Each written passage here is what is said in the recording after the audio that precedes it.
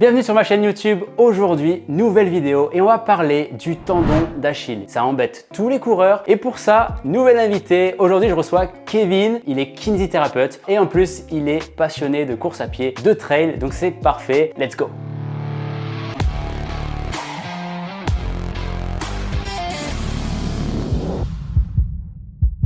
Kevin, bienvenue, ça me fait plaisir que tu sois là. C'est un plaisir. Donc Kevin, je vous invite à aller voir ce qu'il fait sur les réseaux sociaux. Toi, tu as déjà été blessé au tendon d'Achille? Ouais, comme tous les coureurs, je pense, on a tous eu des douleurs au tendon d'Achille, tu vois. Ouais, malheureusement. Pour commencer, on va parler un peu anatomie. Tu m'autorises à dessiner sur ton mollet?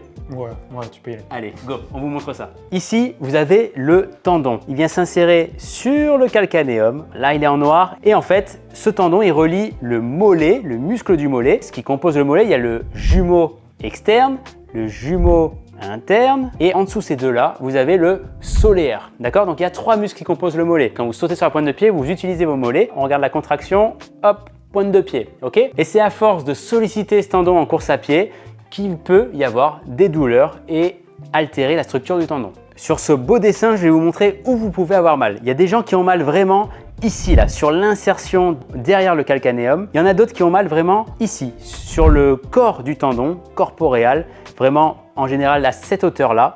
Et il y en a d'autres qui ont mal juste à la jonction entre le tendon et les muscles, dans cette partie très fibreuse, juste ici. Comment ça arrive les blessures au tendon d'Achille en général? Comme toutes les blessures pour le coureur, c'est souvent parce qu'on a fait trop vite, trop fort, trop intensément. Le tendon d'Achille, c'est une des structures qui subit le plus de charge en intensité. La vitesse par exemple, tu vois, tout simplement, ou même le dénivelé. Pour ceux qui ne connaissent pas trop, qui sont coureurs amateurs, quand on dit on a augmenté trop l'intensité, on parle de quoi? Dans l'intensité, on va mettre tout ce qui est fractionné, même ces jogs beaucoup trop rapidement, ou même le dénivelé, montrer trop fort des pentes. Ouais. Et ça va être intéressant de travailler du coup sur le volume. On l'aura compris, hein, mais en fait, il faut augmenter l'intensité, le volume, tout ça de manière progressive pour éviter les blessures et pour que le tendon soit apte à encaisser ces contraintes. Tout simplement pour qu'il s'adapte et puis qu'il restitue au mieux l'énergie pour au final aller plus vite après. Exactement. Il faut savoir que le tendon d'Achille, c'est un des plus gros tendons du corps humain. Si vous regardez le tendon au niveau des doigts et vous le comparez avec la taille d'un tendon d'Achille, c'est quand même énorme un tendon d'Achille et il peut encaisser presque 10 fois le poids du corps. Donc s'il supporte ça à la course à pied, quand vous mettez de la vitesse, ça va jusqu'à 10 fois le poids du corps. Donc il est assez costaud. Mais voilà, on est sujet à des tendinopathies. Une tendinopathie, c'est juste une altération de la structure du tendon.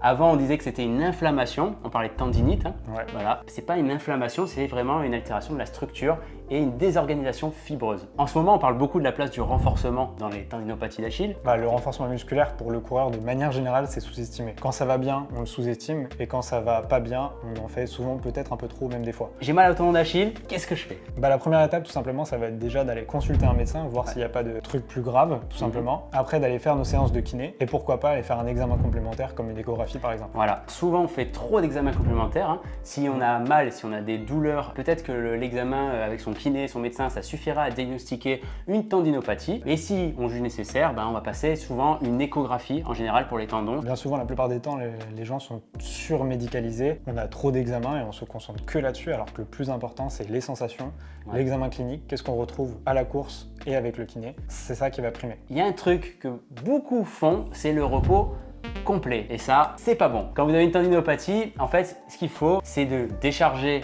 la zone douloureuse. Ok, vous vous fiez à vos sensations. Donc, quand on dit décharger, c'est... Ça veut pas dire arrêter. Voilà, ça veut pas dire arrêter le sport. Au contraire, il faut bouger, il faut continuer à faire du cardio parce que ça vascularise les zones, ça augmente les chances de cicatrisation. Vélo, natation, l'aquagym, enfin tout ça, vous pouvez le faire et vous vous fiez un peu aux sensations. Tu es d'accord? Tu valides? 100%, on peut même aller marcher, on peut faire tout ce qu'on veut, tant qu'il n'y a pas de douleur et tant que ça ne recrée pas nos douleurs, on peut faire tout ce qu'on veut. Exactement. Deuxième chose, la plus importante en fait au final, ça va être de gérer la charge d'entraînement, de l'adapter, donc réduire peut-être l'intensité si on l'a trop augmentée. Une fois qu'on aura réduit cette charge d'entraînement, c'est là qu'on va pouvoir mettre des exercices pour venir renforcer le tendon, renforcer notre mollet et faire des exercices tout autres comme des squats, du gainage, du soulevé de terre, tout ce qu'on veut qui va venir renforcer notre corps de manière générale et nous aider à reprendre après. Alors toi par exemple au cabinet, quand les gens viennent avec une tendinopathie d'Achille, c'est quoi les étapes, c'est quoi le traitement? Une fois qu'on a réduit la charge d'entraînement, ça va être super intéressant de consulter notre kiné et de travailler avec lui pour mettre en place du renforcement musculaire spécifique au tendon. Kev, moi j'aimerais que tu nous montres et que tu montres aux gens quelques exos à faire à la maison.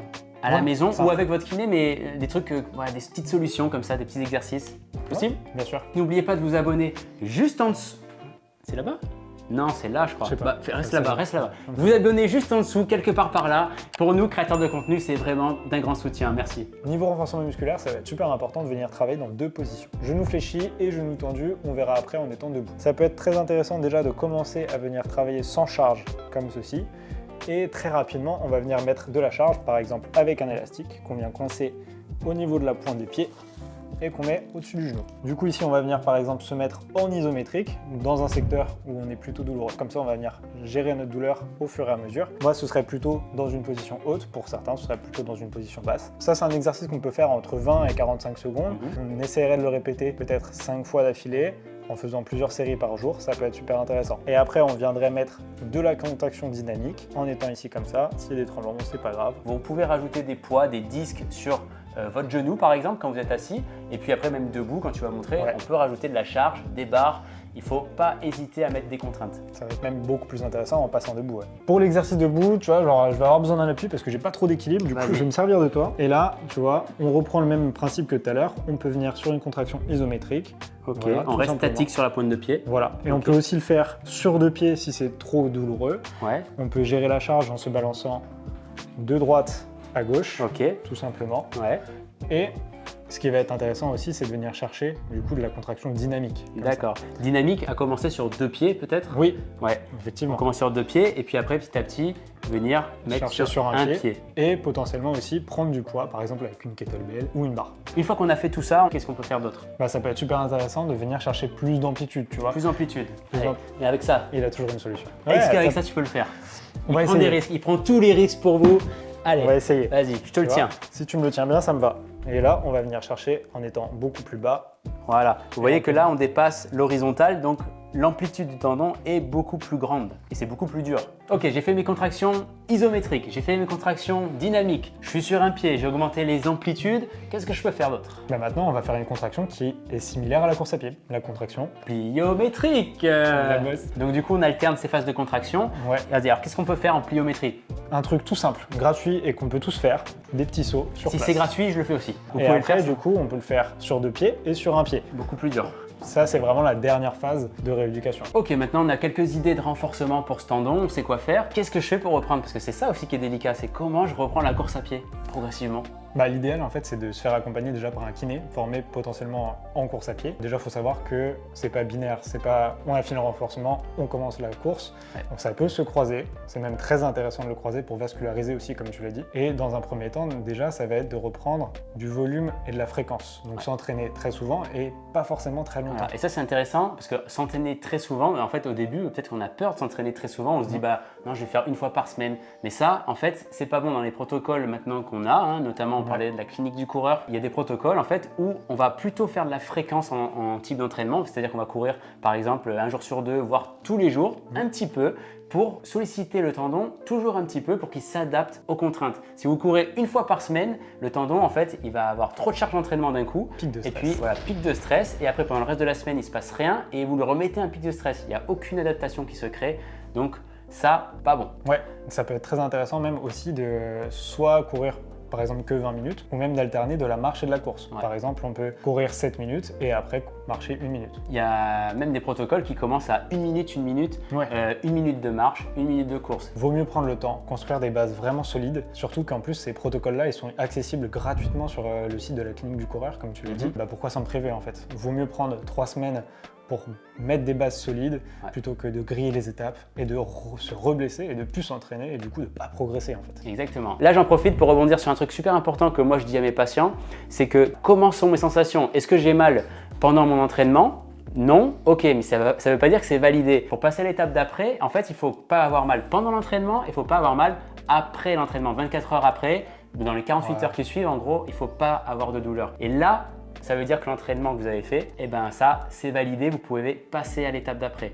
D'accord? Oui, c'est ça. Même les raideurs le matin et tout, ça rentre dans ce cadre-là. Les raideurs, c'est vrai quand vous êtes longtemps assis ou quand vous levez de votre nuit, quand vous mettez le pied au sol, si vous sentez que votre tendon ça va pas, On l'a tous connu ça. Ouais, on l'a tous on est connu. assis sur une chaise et après on du se mal à relève, marcher. on marche comme des robots. Ça, c'est un signe d'alerte, faut s'écouter, c'est-à-dire que c'est pas tout à fait cicatrisé. tranquille. À la maison, ce qu'on peut vous proposer aussi, c'est l'application locale d'huile essentielle. Moi, je conseille souvent la Golteri. Ensuite, il y a de se détendre le mollet. Moi, je conseille souvent de détendre le mollet parce que vous avez vu, en anatomie, le tendon, il est entre le muscle et l'insertion osseuse. Et en fait, le fait de détendre le corps musculaire, ça va éviter trop de tirer sur ce tendon. Donc, n'hésitez pas à vous masser le mollet, à le détendre. Donc ça va être notre rouleau de massage. Donc ça peut être par exemple comme ça, tout simplement, se masser le mollet. Vous pouvez aussi varier l'angle du mollet. Vous pouvez faire plus l'intérieur, plus l'extérieur. Parfait. Vous pouvez aussi descendre un peu le rouleau pour faire plus bas. Moi, il y a un truc que j'aime bien faire à mes patients. C'est par exemple ici, on va diviser le mollet en 3 parties, ok? Tiers supérieur, tiers moyen, tiers inférieur.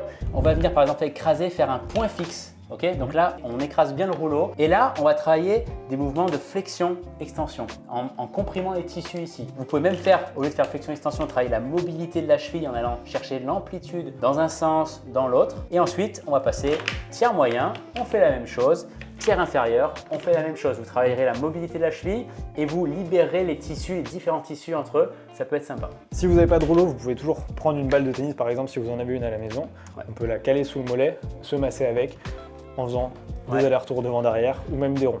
Et ce qui est sympa, c'est que la balle, elle est plus précise. Donc des fois, ça fait même un peu plus mal, mais c'est pas mal du tout. Moi, ce que je propose avec la balle, c'est aussi de détendre la voûte plantaire. Parce que le mollet, en fait, il fait partie de la chaîne postérieure, avec les fessiers, les ischios, mollet et la voûte plantaire. Détendez, au même titre qu'on détend le mollet pour éviter les tensions sur ce tendon, on peut détendre aussi la voûte plantaire. Donc vous mettez debout avec votre balle et vous vous massez 1 minute chaque pied. Ça peut être très intéressant. Souvent, on parle de mettre du froid. Qu'est-ce que t'en penses?